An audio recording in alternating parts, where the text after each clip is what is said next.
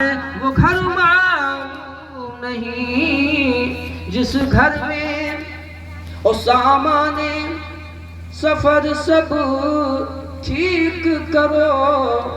شاعر کہ دیکھیں آپ، ساجد کی دعوت پہنچی کہ حضرت آپ کو آنا ہے 3 تاریخ میں، تو ہم نے اپنے ڈرائیور سے بھی کہا، ان بچوں سے بھی کہا کہ جلسے میں چلنا ہے، فلاں وقت نکلنا ہے اور پھر رات میں واپس آ جانا ہے۔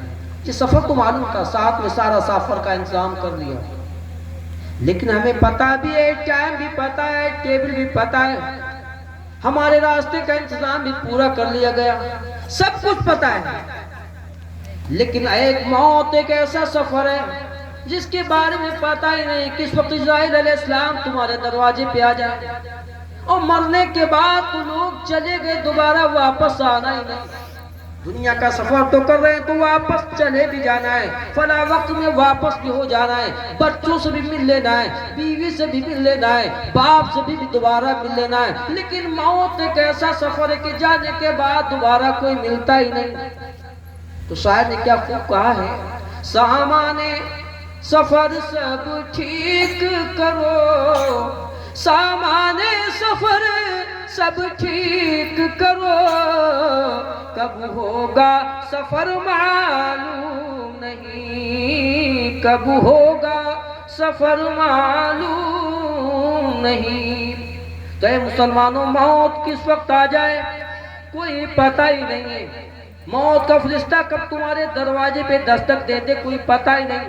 کتنے لوگ بازار گئے ہوئے ہیں، کتنے لوگ بازاروں میں گھوم رہے ہیں، کتنے لوگ ایک کپڑے کی دکان پہ بچوں کے کپڑے خرید رہے ہیں، نئے نئے جو ہے لباس خرید رہے ہیں، انہیں نہیں پتا کہ جس دکان کے اوپر اپنے لیے لباس خرید رہے ہیں، جس دکان پہ اپنے بچوں کے لیے لباس خرید رہے ہیں، کیا پتا ہے کہ ان کا کفن بھی اسی دکان پہ بک رہا ہے۔ بہت سے لوگ اسی دکان سے لباس خرید کے اپنے گھر پہ جا رہے ہیں، ایکسیڈنٹ ہو جاتا ہے، انتقال ہو جاتا ہے، اس کے بعد اسی دکان سے ان کا کفن آتا ہے، کوئی پتہ نہیں ہے، زندگی کا کوئی بھروسہ نہیں ہے۔ لیکن اے مسلمانوں، تم کس غفلت میں سو رہے؟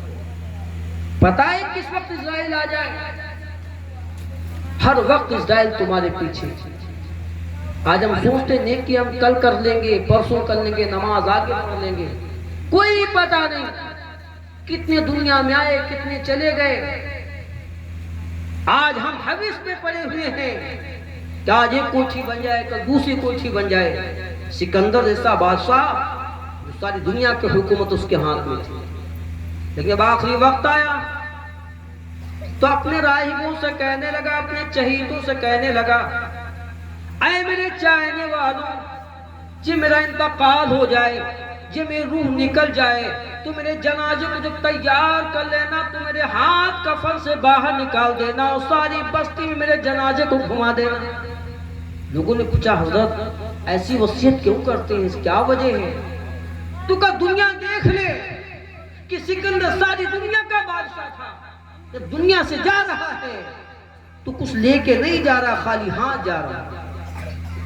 مسلمانوں کچھ نہیں جانا، بس نیک اعمال جانے ہوتے ہیں، اچھے سلوک جانے ہیں، اچھے اعمال جانے ہیں، عبادتیں جانی ہیں، ریاضتیں جانی ہیں، اچھے اخلاق جانے ہیں، کچھ نہیں جانا صاحب۔ اس لیے دنیا میں رہ کر اچھے اعمال کرو، نمازوں کی پابند ہو جاؤ، روزوں کی پابند ہو جاؤ۔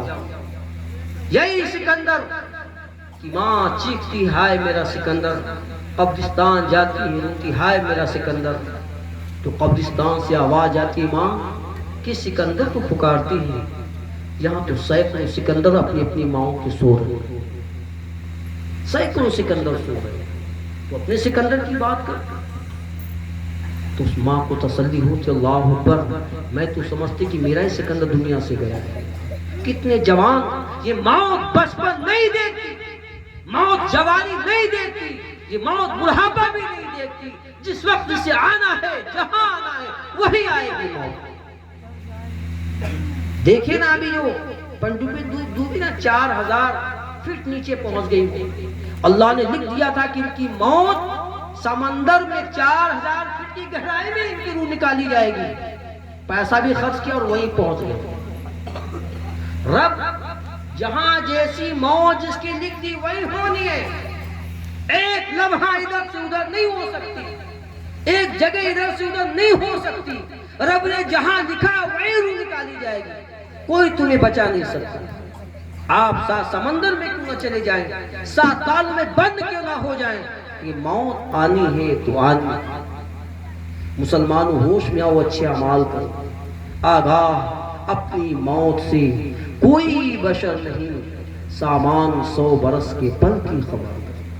اپنی اولاد کو بھی مولانا افضل نے بیان کیا کہ اچھی تعلیم دو، حافظ صاحب نے بھی، واحد صاحب جو واحدی نے بھی بیان یہ بھی بیان دیا کہ اپنے بچوں کو اچھی تعلیم دو۔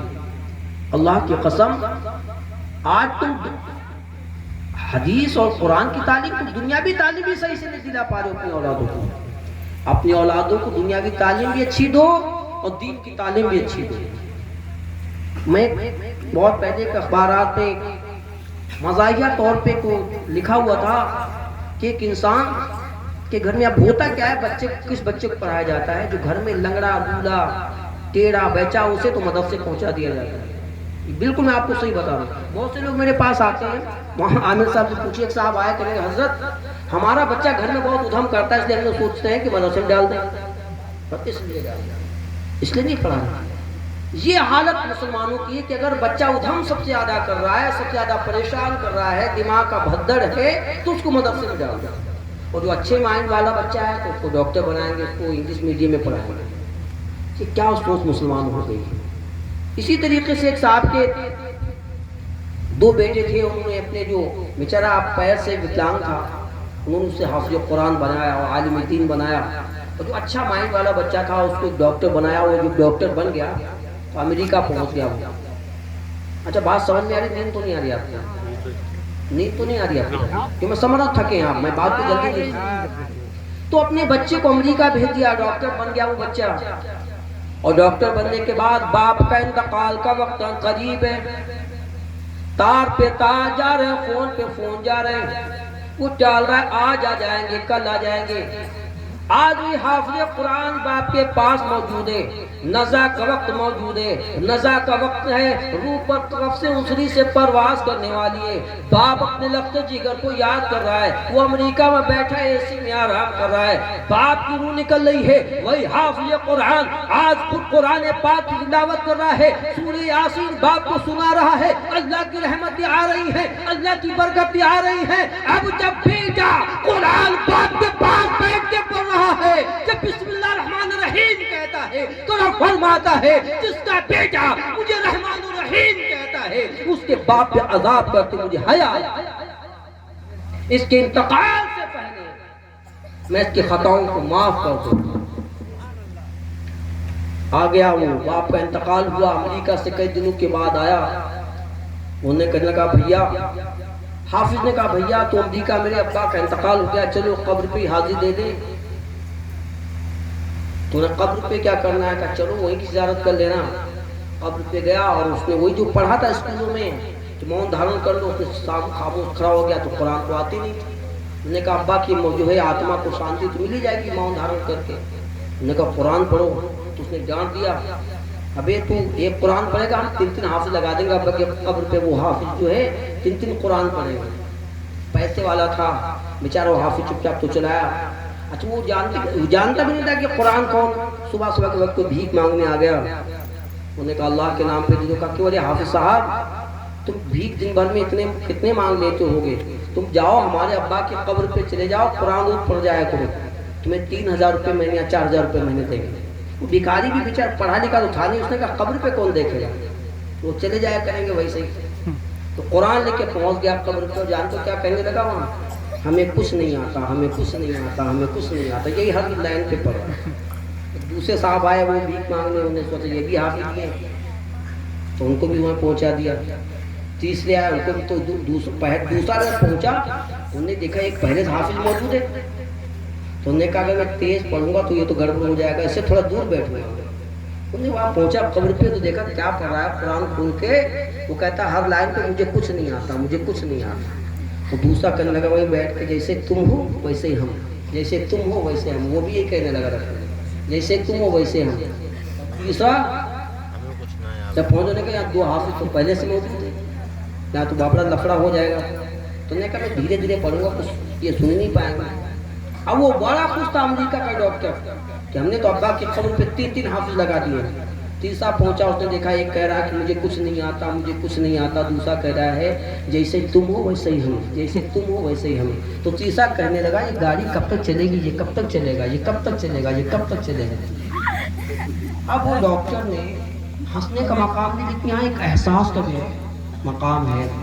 تو وہ کہنے لگا حافظ سے کہ دیکھ میں نے ابا کی تو یہ قرآن پڑھے گا، میں 3 حافظ لگا دیے ہیں جو ابا کے قبر پہ قرآن پڑھتے روز جا کر. میں کہا چلو دیکھ کے تو آئے کون سے حافظ ہیں. تو وہ گیا تو دیکھا کہ یہ چکری چل رہی ہے. ایک کہہ رہا ہے مجھے کچھ نہیں آتا، ایک کہتا ہے جیسے تم ہو ویسے ہی ہم، اور تیسرا کہتا ہے یہ کب تک چلے گا. اور ایک چوتھا اس نے بھیجا تو دوسرے کا جب تک چلے چلائے چلو، جب تک چلے چلائے چلو. جب اس نے دیکھا کہ اللہ اکبر یہ کیا ہو رہا ہے ابا کی قبر پہ، نے لا حول پڑھا. اور اس نے کہا بھائی سے کہ بھائی یہ قرآن کہاں پڑھیں، تو کہاں پتہ ہے یہ قرآن.